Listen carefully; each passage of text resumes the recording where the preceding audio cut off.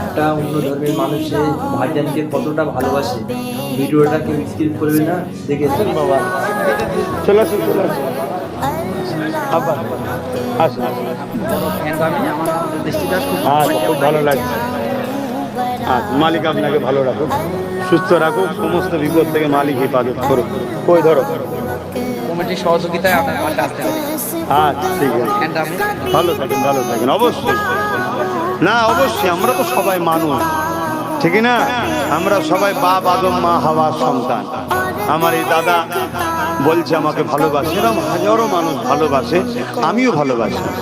মানুষকে মানুষ ভালোবাসতে হবে। হ্যাঁ, তবে আমার ধর্ম আমার উৎসব আমার কাছে, দাদার ধর্ম দাদার উৎসব দাদার কাছে।